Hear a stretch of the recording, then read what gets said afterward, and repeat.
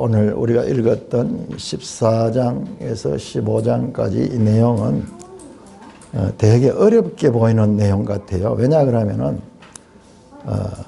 그 내용 자체가 어렵기보다는 지금부터 2000년 전에 헬라의 언어로서 그때 당시에 그 수사적인 표현을 가지고 기록됐기 때문에 우리는 그 상황을 모르잖아요. 바울은 이 로마에 대한 소식을 듣고 이 편지를 쓰는데 우리는 2000년 후에 완전히 다른 문화에서 지금 그때 당시에 사람들이 주고받는 이야기를 잘 이해를 못하는 거예요. 그래서 이 배경을 좀 알아야 되는데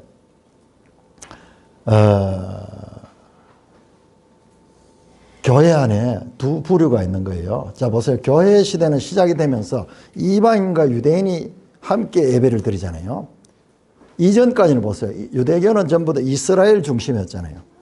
그런데 이제 예수님이 오셔서 십자가에 죽으시면서 이제 유대인과 이방인의 장벽도 철폐되고 교회라는 구원의 기관은 유대인이나 이방인이 차별 없이 참여하는 그런 역사가 처음 출발되는 거예요. 그래서 계속 로마서는 유대인과 이방인 이 문제가 중요하게 다뤄지는 거예요. 오늘 우리가 봤을 때는 그게 아무 문제가 아니죠. 너무 당연한 이야기죠. 그러나 입장을 바꾸기 2000년 전에 가보세요. 수천 년 동안 이어오던 이스라엘 중심의 종교에서 이방인들이 그 종교에 참여한다. 이거는 그야말로 쇼킹한 이야기, 쇼킹한. 그리고 그 오랜 전통에 있던 사람들로 보면 그것을 수용하기가 쉽지 않겠죠. 그래서 엄청난 문제가 생기죠. 자, 그런데 이 내용을 자세히 보면은 교회 안에 두 부류가 있는데 하나는 좀 믿음이 강한 자고 하나는 좀 약한 자인데 이건 어떤 거냐. 강한 자는 이 율법에 있어 가지고 자유로운 자.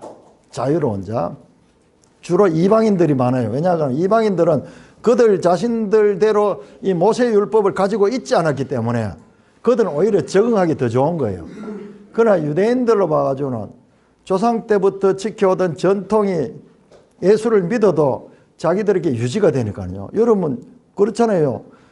저 구약의 하나님과 신약의 하나님이 동일하잖아요. 단지 예수님이 오셔가지고 또 성령이 삼위일체 하나님이라는 것은 새롭게 드러났지만은 그 믿는 하나님 대상은 동일하거든요. 그런데 여기에서 이 구약과 신약의 차이점을 바로 안다는 것은 신자 스스로 그것을 깨닫는다는 것은 거의 불가능합니다. 이방인들은 그런 전통이 없으니까 오히려 자유롭고 유대인들 경우에는 그런 전통에서 떠난다는 것이 조상들과의 단절을 의미하는 것 같기도 하고 그러면서 혼란스럽고 오늘처럼 누가 이 성경이 있어가지고 가르쳐 주는 것도 아니고 아무 그것도 없어요. 그 당시에는 1세기 당시에. 그래서 이제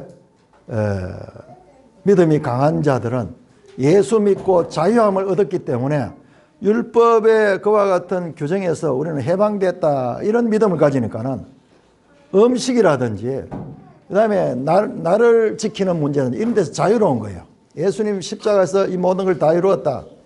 그렇지만 유대인들은 음식법 까다롭잖아요. 레이기 법에 나오는 그와 같은 법. 지금도 보시면 이슬람 저쪽 사람들은 여기 와서도 자기들 음식법을 유지하려고 하잖아요. 그러니까 우리가 봤을 때 이게 별 문제 아니지만 그런 전통을 가지고 있던 사람들에서는 아주 심각한 문제였습니다. 2절에 보시면은 우리 주원이 여기 선풍기 좀 틀어주세요. 미풍. 2절에 보시면은 14장 2절.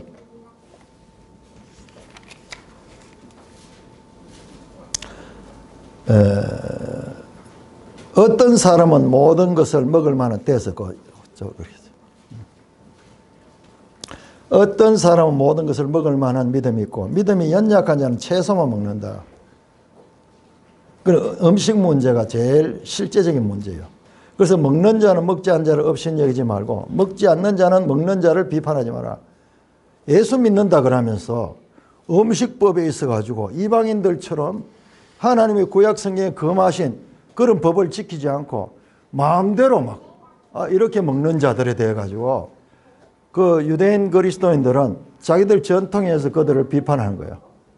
그리고 이방인들은 유대인들이 아직도 음식 규례에서 자유함을 가지지 못하는 걸 보고, 야, 너는 그 복음을 제대로 받아들이지 못하고 예수 믿는 것이 무엇인지도 모른다 이러면서 서로 이제 갈등을 느끼는 거예요. 하나는 비판하고 하나는 업신여기고. 오늘날 치면 교회 안에 믿음이 오래된 사람과 그리고 초신자들 가운데서도 갈등이 느껴졌죠.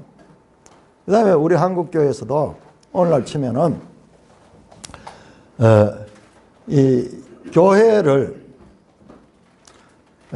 다니면서 우리 한국에서 술, 담배 문제 이런 거 가지고, 아니 교회 다니면서도 술을 마신다, 교회 다니면서도 담배를 끊는다, 담배를 피운다, 이런 것이 사람들한테 그 사람의 신앙이나 이런 것보다는 드러나는 그런 행동이 더 크게 다가와 가지고 그런 사람을 막 자기는 그렇지 않다고 해가지고 비판하고 업신여기고 그따위로 하려거든 교회 나오지 마라 그러면서 이런 식으로 이야기하는 것은 좀 비유할 수 있을까요? 그런 식으로 교회 안에 서로 지체들 간의 차별, 사람은요 우리의 죄성은 뭐냐 그러면 차별하고 정죄하는 걸 좋아해. 즐겨요. 자세히 보면은 남 이야기 뒷담화하고 남 잘못을 지적하고 뭐 이런 것을 보면은 은연중에 즐기고 있다는 거예요. 그러니까 그런 이야기는 잘 하잖아요. 자, 14절 보시면은 14장 14절. 내가 주 예수 안에서 알고 확신하니 무엇이든지 스스로 속된 것이 없어되 다만 속되게 여기는 그 사람에겐 속되니라. 자, 20절도 한번 보세요. 20절. 음식으로 말미암아 하나님의 사업을 무너지게 하며 만물이 다 깨끗하되 거리낌으로 먹는 사람에게는 악한 것이니라. 자, 스스로 속된 것이 없어 무엇이든지 모든 것이 다 깨끗해. 만물이 다 깨끗해. 이 하나님께서 그렇게 지으신 거예요. 그래서 이런 생각을 가진 사람은 자유하는 음식 문제에서 자유할 수 있는 거예요. 그런데 거기에 대해서 음식 문제에서 속되게 여기는 사람, 이건 하나님의 법에서 이건 먹지 마라 그래서 그러면서 구약 성경의 그 전통을 가지고 그 음식을 가지고 속되게 여기는 사람, 아직까지 그 사람은 율법적인 그와 같은 이 가르침 속에서 자유함이 없는 거예요. 그런데 바울이 이상한 이야기를 합니다. 무엇이든지 속된 게 없다. 그런데 다만 속되게 여기는 그 사람한테는, 그 사람 본인한테는 그게 속된 거다. 20절 음식도 마찬가지로 만물이 다 깨끗하게 먹을 수 있는 음식이다. 그렇지만은 그것이 끓이끼는 사람한테는 그것이 악한 것이 된다. 이 이야기가 무슨 말인지 알쏭달쏭한데요. 15장에 가면 확실하게 들어갑니다. 자, 15장 보세요. 15장 1절. 15장 1절. 믿음이 강한 우리는 마땅히 믿음이 약한 자의 약점을 담당하고 자기를 기쁘게 하지 아니할 것이다. 자, 남을 비판하고요, 평가하는 것은 이게 쉽습니다. 그런데 그 남의 잘못을 받아들여주고 그이가 무엇 때문에 잘못된 것을 그에게 가르쳐주고 그를 안아주는 것은요, 우리가 사랑의 마음이 없이는 힘듭니다. 그래서 결론적으로 강한 자는 약한 자의 이 원어에는 이 믿음이라는 단어가 없어요. 그냥 우리말로는 강한 자와 약한 자 되어 있으니까 우리가 갑자기 강한 자가 나오고 약한 자가 뭐 전쟁하는 것도 아니고 이런 단어가 왜 나올까 싶어가지고 번역하는 분들이 믿음 문제를 거기에 해서 믿음이라는 이 어역이에요. 강한 자는 약한 자들의 약점을 담당하고 자기를 기쁘게 하니라. 내가 남을 정죄하고 판단하면서 오면서 자기 나름대로 기분이 좋잖아요. 나는 네보다도 우위에 있어. 그렇게 하지 말라는 거야. 그렇게 하지 마. 오히려 그 약점을 네가 안을 수 있어야 된다. 2절 또 합니다. 우리 각 사람이 이웃을 기쁘게 하되 선을 이루고 덕을 세워야 한다. 이웃은 교회 안의 지체들입니다. 교회 안의 지체가 잘못했다고 해서 그걸 판단하고 막 이렇게 하는 게 아니라 그 사람을 기분을 살려주고 그 사람의 잘못을 교정하려고 하면 우리가 참고 시간을 가지고 바른 가르침을 통해서 그들을 깨우쳐야 되지. 그냥 적극적으로 내 기분대로 잘못돼서 너는 안 돼. 이런 식으로 판단하지 말라는 거예요. 이웃을 기쁘게 해주는 거예요. 왜? 3절에 보니까 그리스도께서도 그렇게 하셨다. 그리스도께서도 자기를 기쁘게 하지 아니하시니 주님의 삶이 우리의 모델이 되어야 된다. 그래서 교회 공동체는 이와 같은 주님의 가르침을 따르는 공동체가 된다. 여러분, 교회도 사람들의 모임이고 죄인들의 모임이기 때문에 세상하고 똑같은 문제 납니다. 여러분들 보세요. 오늘날 주위에서 들려오는 소리 보면 교회도 돈 문제 가지고 싸우고 그 다음에 세력 가지고 싸우고 그렇게 하는데 그건 어떤 면에서 있을 수 있는 일이에요. 왜냐하면 교회도 세상하고 똑같은. 그렇지만은 교회가 다른 점은요, 죄인들이 모였지만은 주님의 가르침을 항상 바르게 배우고 그 가르침을 표준으로 삼기 때문에 그럼에도 불구하고 세상과 비교해서 다른 거예요. 그러니 교회의 윤리, 그리스도의 윤리를 가르치고 있는 것입니다. 자, 그래서 교회 안에 이 지체들 간에 차이가 나고 이렇게 서로 의견이 다를 적에 어떻게 해야 되는가? 교회는 공동체잖아요. 그래 항상 이런 문제가 아주 가장 중요한 문제인 거예요. 늘 닥치는 그런 문제입니다. 자, 이것을요, 제가 이번에 로마서를 공부하면서 놀라운 걸 깨닫는 건요, 로마서와 고린도전서, 여기 순서상으로 로마서 다음에 고린도전서 나오잖아요. 그런데 이 순서 자체가 영감된 순서라는 걸 배웠어요. 많은 로마서에서 다루는 주제들을요, 고린도전서 가면 더 자세하게 다루고 있습니다. 자, 이 음식 문제도 마찬가지예요. 자, 고린도전서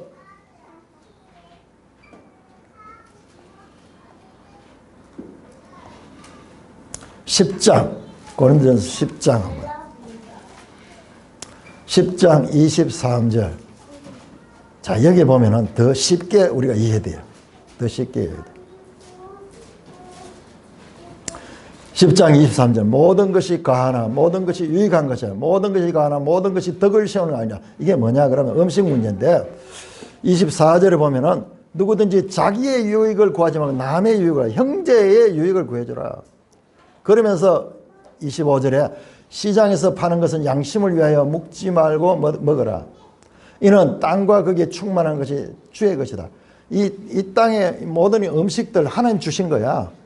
하나님 주신 거기 때문에, 그렇기 때문에 그것은 묻지 말고 그냥 먹을 수 있어. 그런데 불신자 중 누가 청할 때에 또 어떤 사람 믿음이 약한 자들이 이 음식은 자기가 꺼림직하다 그렇게 생각하면은 내한테는 자유롭지만은 그 사람에게 맞추어 가지고 네 자유를 좀 제한해라 그 말입니다. 29절 보세요. 29절. 내가 말한 양심은 너희 것이 아니고 남의 것이 어찌하여 내 자유가 남의 양심으로 말미암아 판단을 받으리요. 내한테는 자유롭지만은 그러나 딴 사람에 있어 가지고 그것이 거리낀 것 같으면은 내 자유를 제한하고 그 사람에게 맞춰줄 수 있도록 해라. 왜? 31절 보면 먹든지 마시든지 무엇을 하든지 다 하나님의 영광을 위해서 해야 되기 때문에 그렇다. 그래서 33절. 나와 같이 모든 일에 모든 사람을 기쁘게 해 자기의 유익을 구하지 아니하고 많은 사람의 유익을 하여 그들로 구원을 받게 하라. 그러니까 내한테 맞고 틀리고 이런 문제 가지고 내가 내한테는 적용시키다 다른 사람한테 그 기준을 가지고 그대로 적용시키지 마라. 배려하고 그들의 눈높이에 맞추어서 그들을 사랑으로 대해라. 이와 같은 말씀입니다. 그런데 참 이 바울은 이 로마서 특히 이 14장 15장에서 얼마나 자기 주장을 하지 말고 그러면서 상대방이 그 눈높이에 맞추어서 자기를 낮추고 관용하고 포용하고 용납하라. 포용을 가르칩니다. 그런데 여러분 우리 바울 서신을 보면은 그렇지 않은 경우가 많잖아요. 다른 복음이 나타나면은 그것은 강경하게 배척하고 그것을 떠나라고 말합니다. 자, 우리 로마서 16장 한번 16장 로마에서는 그 이 거짓 교훈에 대한 말씀이 안 나오는데 다른 바울 서신 보세요. 항상 거짓 교훈에 대한 그 이 배척이 가르쳐지는데 로마서에는 안 나오는데 로마서 마지막에 딱 한 번 나와요. 16장 17절에서 20절 한번 보세요.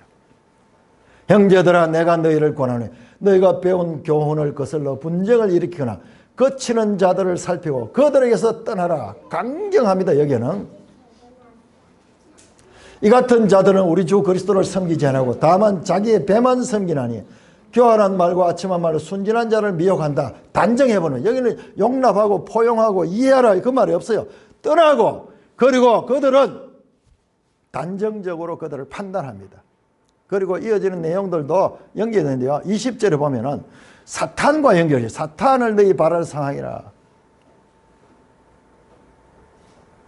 바울의 이중성 어떤 면에 있어 가지고는 되게 포용하고 부드러운데 근데 어떤 부분에서는 너무 단호하고 배척하고 그리고 이렇게 이 단정적인 그런 이 판단을 요구하고 있습니다. 갈라디아서에서도 너에게 내가 전한 것 말고 다른 복음을 전하면 저주를 받는다.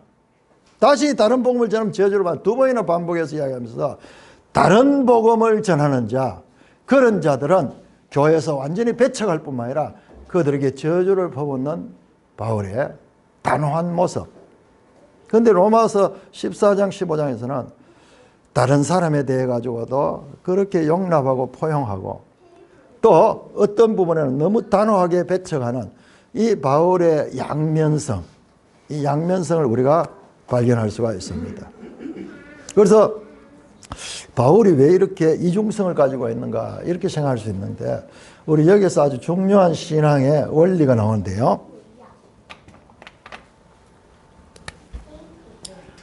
아디아포라와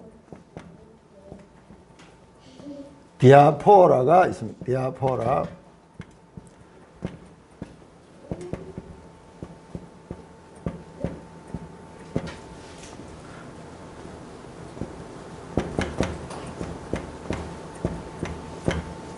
자, 여기에 디아포라의 아자가 붙은 부정이야. 부정인데 디아포라는 뭐냐 그러면은 이것은 본질 문제, 본질. 쉽게 이야기하면은 본질 문제고 아디아포라는 본질과 다른 비본질적인 것.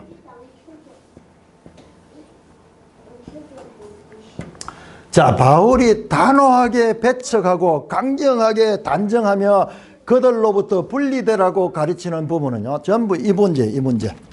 신앙의 본질, 믿음의 핵심 내용에 관한 문제. 여기서는 아주 단호합니다. 그러나 음식 문제, 날 문제, 이런 또 개인적인 취향 문제 이런 부분은 용납해야 돼요. 이 비본질적인 것은 아주 자유함을 가지고 용납해주는 그와 같은 자세를 보이고 있습니다. 자, 이걸 구별하지 못하면은 바울이 늘 이렇게 강경한 사람이 아니에요.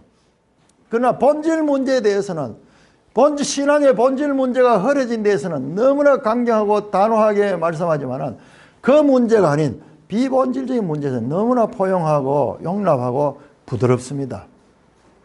이게 우리 신앙인들이 배워야 될 자세입니다. 이 본질 문제에서는 너무나 부드럽고 그래서 온갖 혼합주의, 온갖 종교다원주의가 도로도록 용납하고 비본질적인 문제에 있어가지고는 아주 엄격하게 지키는 이 거꾸로 되는 경우가 얼마나 많은지 몰라요. 우리 한국교회도 지금 보면은 교회 안에 진리 문제에 있어가지고 종교다원주의 또는 혼합주의. 그래서 모든 종교는 동일하다. 그러면서 이 종교 이 혼합을 주장하는 그런 사상들이 교회 안에 많이 들어있어요. 거꾸로 되어 있는 거예요. 중요한 것과 중요하지 않은 것, 우선적인 것과 차선적인 것, 이런 것을 구별하지 못하고 중요한 것을 소홀히 보고 중요하지 않은 것을 목숨을 걸고 우선순위가 분명하지 못한 그와 같은 삶을 사는 것이, 그것은 잘못된 것이에요. 이 세상 사례도 그대로 적용될 거예요. 세상 사례도 보면 사업하는 분들이나 이런 분들 성공하는 걸 보면은 본질적인 것, 중요한 것에 대해서는 강조하지만은 비본질 같은 것은 그냥 자유를 줘버려요. 거꾸로 되게 되면은 우리가 그 삶 자체가 오히려 제대로 되지 못하는 거예요. 자, 우리 고린도전서 10장 다시 한번 찾아보시죠. 고린도전서 10장.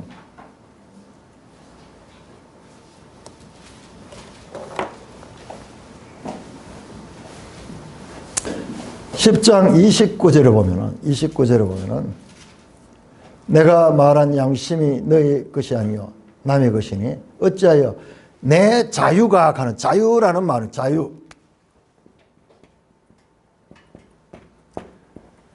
자유라는 말이 나옵니다. 엘루테리아라는 이 헬라어인데요.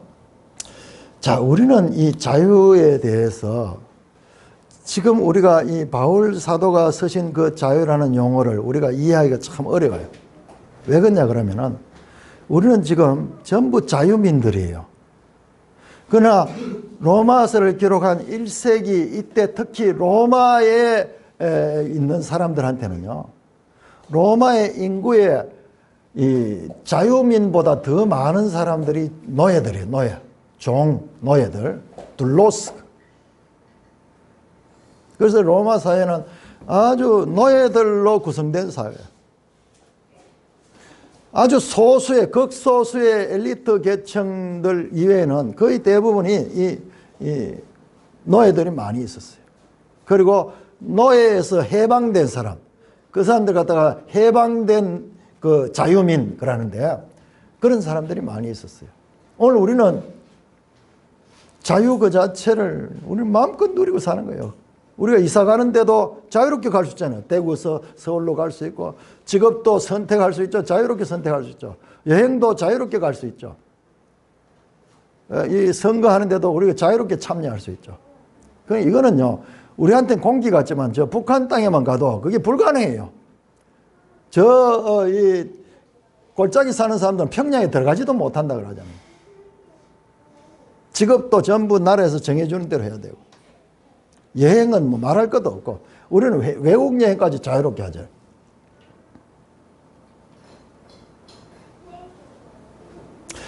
바울이 가르치는 이 자유라는 단어는요, 아주 독특한 그런 의미를 가진 거고, 오늘 우리 생각하고는 다른 그와 같은 의미가 그 속에 담겨 있습니다. 그런데 바울의 가르침은요, 항상 예수님을 따르고 있어요. 자, 요한복음 8장 우리 한번 찾아요. 요한복음 8장. 요한복음만 봤을 때는 이 말씀이 따로 돌았는데 이게 바울 서신하고 연결해 보니까는 이야, 이게 그 말씀이구나. 쭉 연결됩니다. 요한복음 8장 31절에서 36절. 로마서 8장, 요한복음 8장 31절에서 36절. 그러므로 예수께서 자기를 믿은 유대인에게 이르시되 너희가 내 말에 거하면 참으로 내 제자가 되고. 자, 예수님의 말씀에 거하는 자가 제자가 되는 거예요. 제자. 그 제자는 어떻게 되느냐? 32절에 진리를 알지니 진리가 너희를 자유롭게 하리라. 진리 안에서 자유를 간대요. 그러니까 유대인들은 이게 도대체 무슨 말씀인지 이해를 못하는 거예요. 33절 그들이 대답하고 우리가 아브라함 자손이라 남의 종이 된 적이 없거늘 어찌하여 우리가 자유롭게 되리라 하느냐. 예수님께서 말합니다. 34절에 진실로 너에게 이르노니 죄를 범하는 자마다 죄의 종이라. 예수님 말하는 것은 지금 죄의 종된 자, 모든 사람이 다 죄의 종으로 있어. 그런데 예수를 믿고 예수님의 말씀에 거하는 자는 그 죄의 종에서 자유를 된다는 그 말씀을 하는데, 그 죄가 뭔지도 모르고 사람들이 있기 때문에 예수님 말씀이 이게 그야말로 이해하지 못하는 말씀이에요. 35절 종은 영원히 집에 거하지 못하되 아들은 영원히 거하네. 그러면 아들이 너희를 자유롭게 하면 너희가 참으로 자유하라. 요한복음만 봐가지고는요, 이게 무슨 말씀인지, 좋은 말씀은 좋은 말씀인데 이게 무슨 의미를 가진지를 잘 이해하기 힘들어요. 그런데 바울이 와서 지금 이 말씀을 지금 실생활에 적용시키는 거예요. 아들 속에서, 예수 그리스도 속에서 우리가 참 자유함을 가질 수 있다. 여러분, 예수 믿는다는 것은요, 자유를 받는 거예요. 자유를 받는 거. 갈라디아 5장 1절도 이렇게 말합니다. 그리스도께서 우리를 자유롭게 하려고 자유를 주셨다. 그러므로 굳건하게 서서 다시는 종의 멍에를 매지 마라.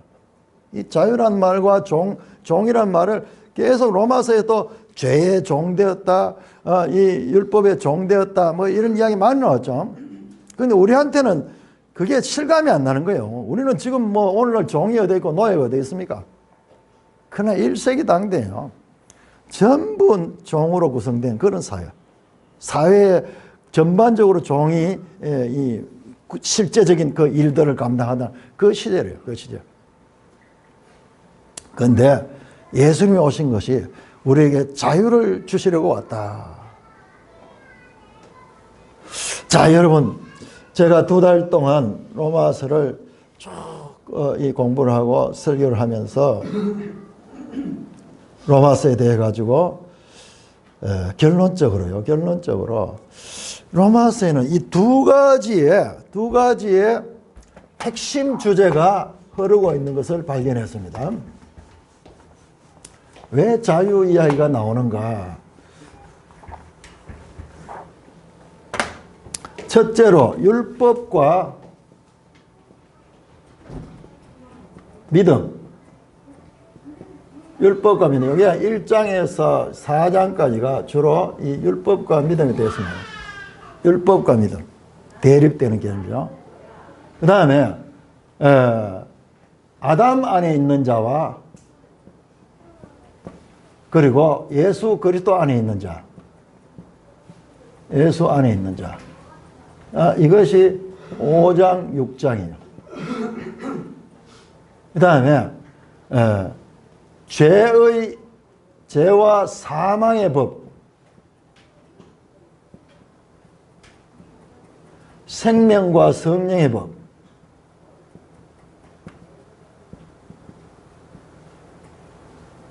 이것이 7장에서 8장이에요. 그 다음에 유대인과 이방인,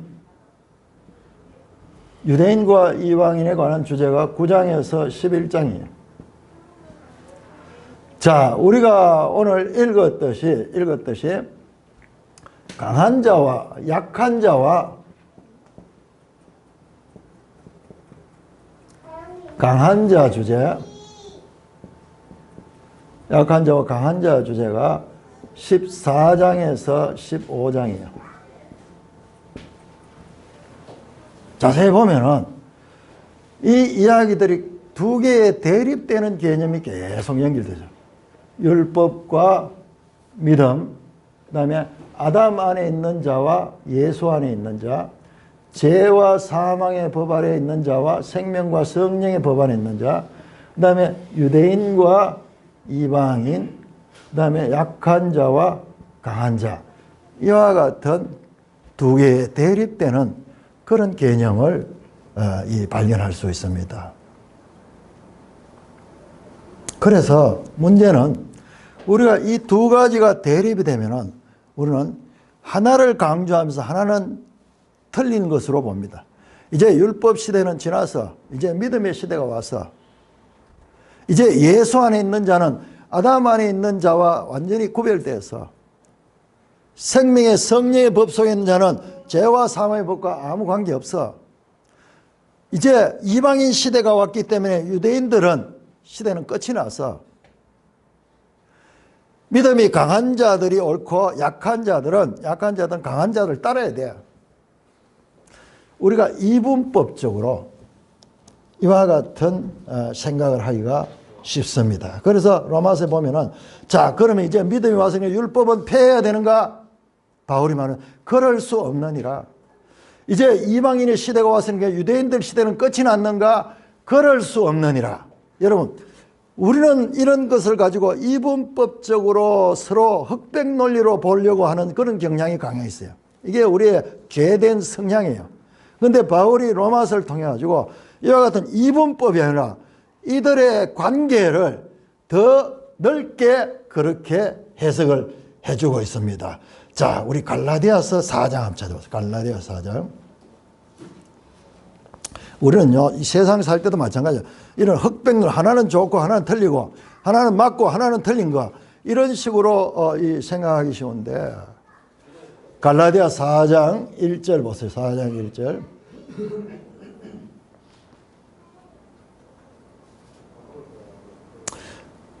갈라디아서가요, 이 율법과 믿음에 관한 가르침이 이 로마서의 것을 더 따로 그 부분만 집중적으로 가르친 내용이 갈라디아서입니다. 자, 내가 또 말하는 4장 1절입니다. 유업을 이을 자가 모든 것의 주인이나 유업을 이을 자는 누구냐면 하나님의 아들들이에요. 사실은 그리스도인을 가르쳐요. 그렇지만은 어렸을 동안에는 종처럼 다룬다. 자, 어렸을 때 동안. 그 다음에 2절은 뭐, 그 아버지가 정한 때까지는 후견인과 청지기 아래 있다. 그 아버지가 정한 때, 그 다음에 성인이 될 때까지. 후견인과 청지기는요, 1세기 로마 시대 노예들의 직업이에요. 노예들. 노예들이라고 해서 꼭 무슨 노동만 하는 게 아니고, 노예들 가운데 가정교사도 있고, 노예들 가운데 철학선생도 있어요. 그래서 우리가 생각하는 노예하고 달리 이때 이 노예는 노예라도 뭐 엄청 권리를 가진 사람도 있고 그렇습니다. 그래서 우리는 저 미국의 그 노예들 생각하면 안 돼요.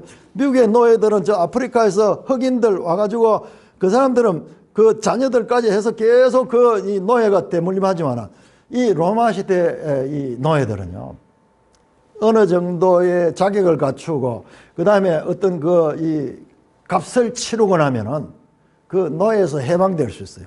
그 예수님이 우리 구속하는 개념, 우리를 속량하시는 개념하고 그게 같이 연결돼요. 자, 그래서 보면은 아들이지만은 정한 때까지는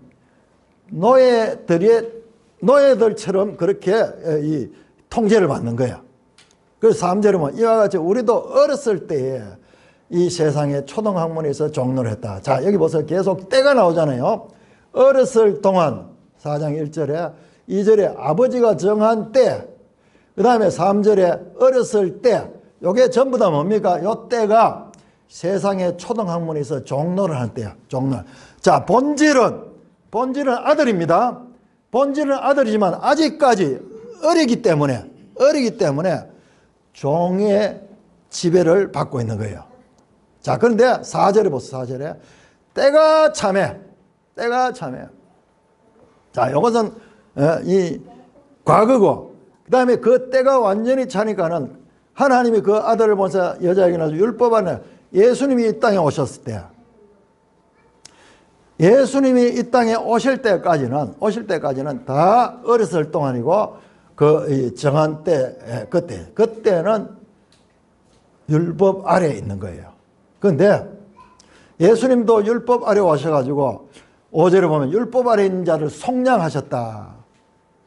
이게 이제 값을 치르고 그들을 해방시켜 나와요. 그래서 그 노예에서 해방된 자가 누구냐면 아들인 거야. 그 이야기입니다.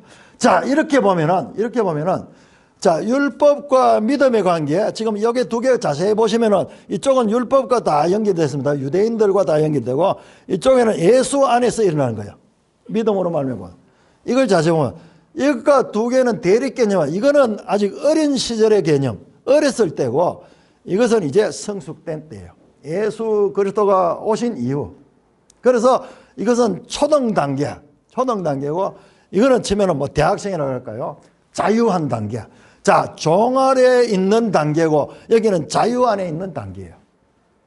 자, 어린이들이 여러 가지로 통제를 받죠. 어린이들은. 그러나 성인이 되면 자기 행동에 책임을 져야 되고 자유롭게 할 수 있죠. 그거와 마찬가지예요. 이것은 이 두 개가 이분법적으로 옳고 그른 것의 차이가 아니고 하나님의 구원 역사에서 연속 속에서 초등 단계와 고등 단계의 차이입니다. 자, 이것을 알게 되면 우리가 여기서 자유함을 가지는데 이것을 가지지 못하면 계속 이쪽에 있는 사람들은 이쪽을 정죄하고 이쪽을 판단하고 이쪽에 있는 사람들은 또 이쪽을 판단하고 정죄하게 되는 거예요. 서로 자기가 가지고 있는 자유를 가지고 그 한 사람을 압박하게 되고 다른 한 사람은 자기가 가지고 있는 그 자유롭지 못한 걸 가지고 자유로운 사람을 판단하게 하는 거예요.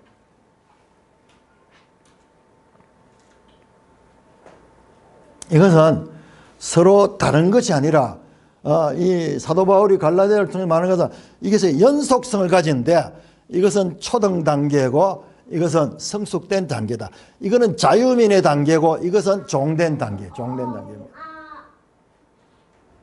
자, 그러니까는 오늘날 교육에 있어가지고도 어린이들을 성경은 어떻게 이야기해요? 성경은 단호합니다. 어린이 교육법에 있어가지고 성경은요, 단호하게 애가 말을 잘 듣지 않으면 매를 대야 되고 징계해야 되고 훈련시켜야 되고 지금 여기서 말하잖아요. 초등 단계이기 때문에 이때는 세상에 통제를 받아야 된다. 종처럼 억제되고 때때로는 훈육도 당하고 자기 자유 방임할 수 없다. 이때는. 자, 이때는 자기가 자유롭게 해야 된다. 그런데 거꾸로 대부분 어떻습니까? 오늘날 교육 가운데서 학생 인권 조례가 나와가지고 선생님도 체벌 못하게 돼 있어. 어려서부터 애를 존중시켜주고 이런 거 애가 자기 마음대로 하는 거예요. 자기 마음대로 하고 이렇게 하다 보니까는 자기 혼자 사는 것 같으면 그렇게 살 수 있으면 이 사회에 나오면 그게 안 되잖아요.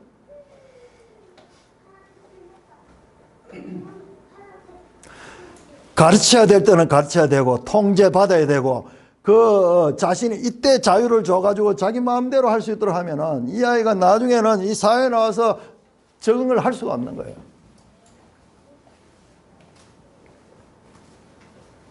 지금 학생 인권 조례는 아동의 이 권리에 대해서는 아주 무한한 자유를 주고 통제할 수 있는 권리가 선생한테 없어.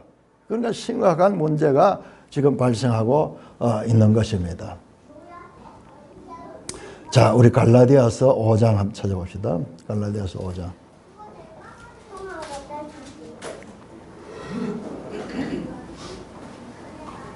(5장 13절) 같이 읽습니다. 시작. 형제들아 너희가 자유를 위하여 부르심을 입었음. 그러나 그 자유로 육체의 기회를 삼지 말고 오직 사랑으로 서로 종로하라. 좀 깊이 묵상해야 돼요. 자, 우리가 자유를 위하여 부르면서 예수 안에서 우리가 자유를 얻습니다. 그렇지만 그 자유는 내 육체의 기회, 내가 마음대로 할 수 있는 그런 자유가 아니라 오히려 종이 될 수 있는 자유예요. 형제에게 종이 될 수 있는, 형제를 사랑으로 기꺼이 내가 형제를 섬길 수, 종처럼 섬길 수 있는 그런 자유를 가리키는 거예요. 자, 베드로전서 2장 한번 찾아봐요. 베드로전서 2장 16절 17절. 베드로전서 2장 16절 17절. 지금까지 우리 바울 쓰시면 봤지만 같은 베드로 사도는 또 똑같이 가르쳐요. 2장 16절 17절 같이 읽습니다. 시작. 너희는 자유가 있으나 그 자유로 악을 가리는 데 쓰지 말고 오직 하나님의 종과 같이 하라. 뭇 사람을 공경하며 형제를 사랑하며 하나님을 두려워함으로 왕을 존대하라. 자, 이 자유를 가지고 내 마음대로 내 육신의 정욕대로 쓰는 것이 아니라 죄를 가리는데 악을 가리는데 쓰지 말고 어떻게 하냐? 오직 하나님의 종이 되는 거야. 내 자유는 죄의 종에서 하나님의 종이 되는 자유야. 이게 그리스도인의 자유예요. 내 마음대로 하는 것이 아니라 하나님 뜻에 맞추어서 나를 통제하는 것이, 이것이 그리스도인의 자유입니다. 그 결과 나타난 것이 무사람을 공경하고 형제를 사랑하는, 형제를 사랑하는, 이게 그리스도인의 자유의 표현입니다. 그리스도인의 자유는 자기 마음대로 하는 것이 아니라 형제를 사랑할 수 있는, 죄의 종이 되가 형제를 미워하고 판단하고 정죄하는 그 자리가 아니라 내하고 다름이 있고 차이가 있는 형제지만은 그 형제를 사랑으로서 다가갈 수 있는 그런 자유. 죄의 종이 된 사람은 그거 못합니다. 그러나 그리스도 안에 참 자유를 얻은 자는 그리스도가 낮아져서 우리를 사랑하시고 우리를 구원해 준 것처럼 우리도 그와 같은 사랑으로 우리의 자유함을 나타내는 것입니다. 사랑하는 형제 자매 여러분, 저는 오늘 이 로마서의 이 전체, 이게 전체 내용이에요. 전체 흐르는데 이 두 가지 흐르고 있는 이 가운데서 로마서에 나오지 않지만은 자유라는 말로, 그리스도인의 자유라는 말로 이 두 가지를 서로 연결시키는 말씀을 했습니다. 예수님께서 말씀하셨죠. 마태복음 5장 10절. 내가 율법이나 선지자를 폐하러 온 것이 아니라 완전하게 왔다. 완전하다. 사랑은 율법의 완성이다. 여러분, 이게 같은 거예요.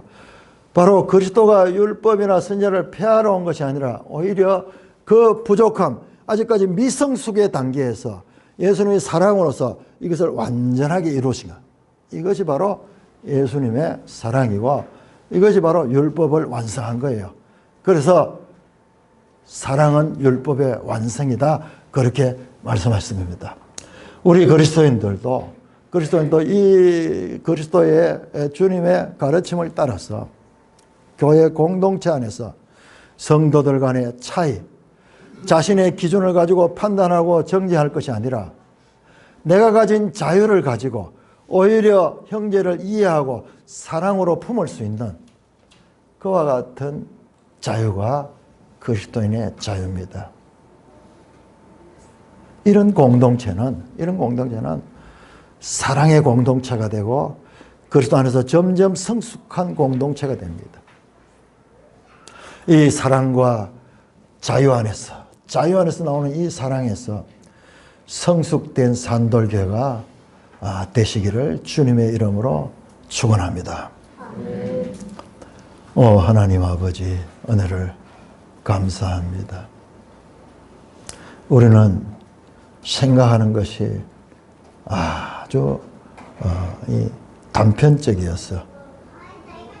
하나를 강조하면 하나를 무시해버리고 또 하나를 강조하면 또 다른 하나를 무시하는 이와 같은 생각 자체가 한쪽으로 편벽되고 그리고 기울어지는 편견이 많은 존재, 이것이 바로 우리의 죄성에서 나오는 것임을 알게 하시니 감사를 드립니다.